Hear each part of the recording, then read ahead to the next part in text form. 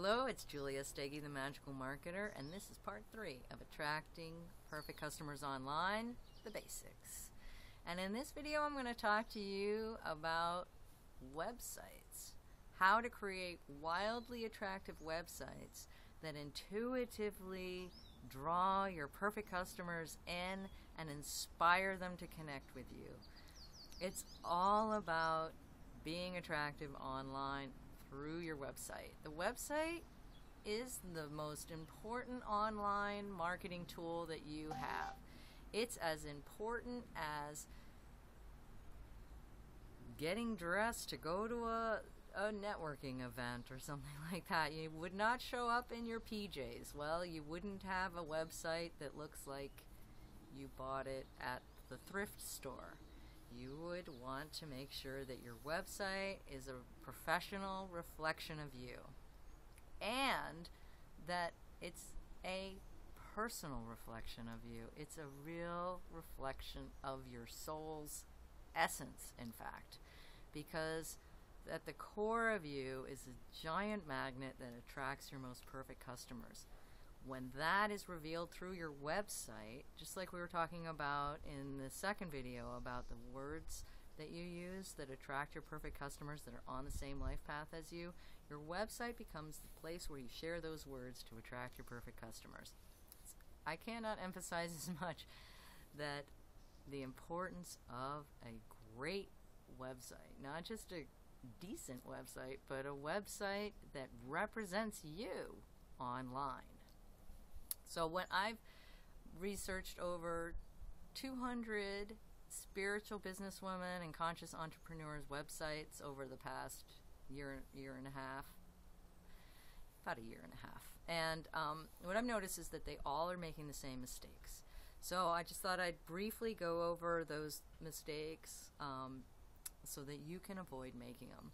First mistake people make is that they don't know what's going on their website. You need to have some kind of a counter or Google Analytics, something like that, so you know how many people are coming to your site, where they're coming from, how long they're staying, what they're doing on the site. That's the first thing. So many people, they just don't even know what is happening on their website. Really need to know. So, for instance, I had a client. There were nobody was connecting with her through her site, but she did know that 1,000 people were visiting her site every month. Well, that's a different story than if 20 people were visiting her site and nobody was connecting with her. It's actually easier to solve that 1,000 people were coming and nobody was connecting with her, because we saw what number 2 problem that most people have with her site, which was that she didn't have an opt-in. So the first problem is people don't know what's going on their site, who's visiting, how long they're staying, what they're doing. The second thing is they don't have a way for you to connect with them on their site. So no opt-in box, nothing attractive that'll have you want to connect with them, nothing. Just not, well, most of them didn't even have join my newsletter, but pretty much that's useless. Who wants to join your newsletter anymore? You know, everyone has too much mail. So you want to make sure that you have a way for people to interact with you on your site and some kind of irresistible free offer that gives people the experience of working with you before they connect with you. That's going to help them really get you better and get what it's like to work with you. So number 2 mistake, no opt-in box. Gotta have an opt-in box. Number 3 mistake is no clue what you do by what you're saying on the site. Now, sometimes people think that by describing their modalities that people are going to understand naturally what they do, or by using some of the standard language that really doesn't define you at all, you know, like scripts and things like that that are just too generic. The messaging on your site is so important, my friends. You gotta take those words you did in part 2 of this series and get them into your site. I call them magical keywords. because they magically attract perfect customers. You know, I have a story about attracting Iyanla Vanzant, who has a show now on Oprah called Iyanla Fix My Life, actually doing very, very well on the Oprah network. But before, when we first attracted each other, she hadn't yet attracted that gig.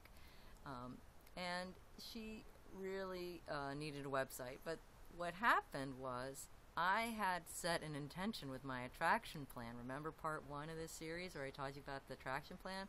Where I had put in my attraction plan, I wanted to attract Iyanla Vanzant to be interviewed by me for my book at the time that I was writing.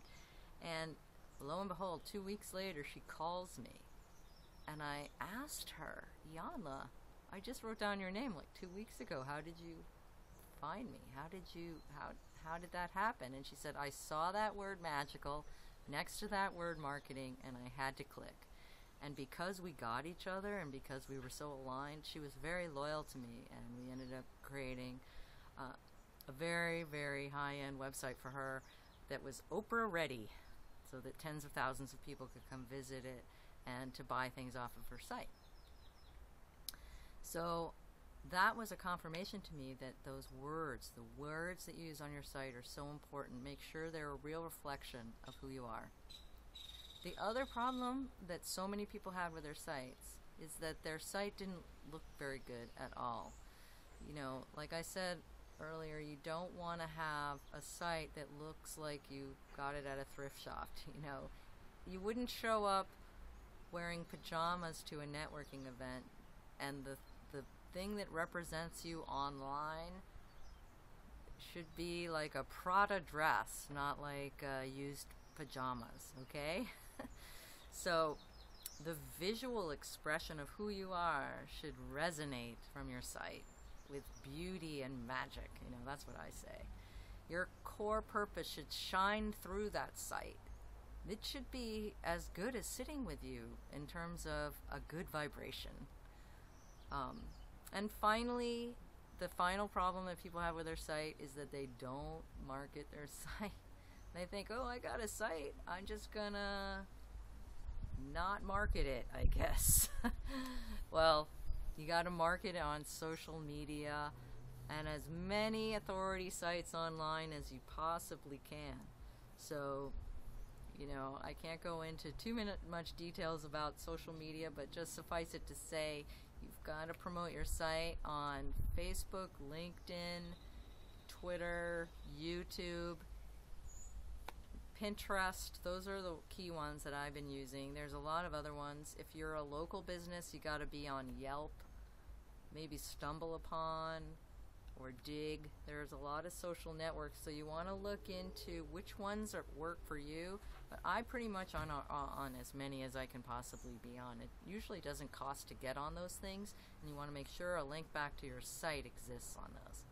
So those are some steps and some problems that conscious entrepreneurs and spiritual business women have in their websites. I hope you can avoid these. Thanks for coming to this part of Attracting Perfect Customers Online, the basics. Look forward to seeing you in the next video.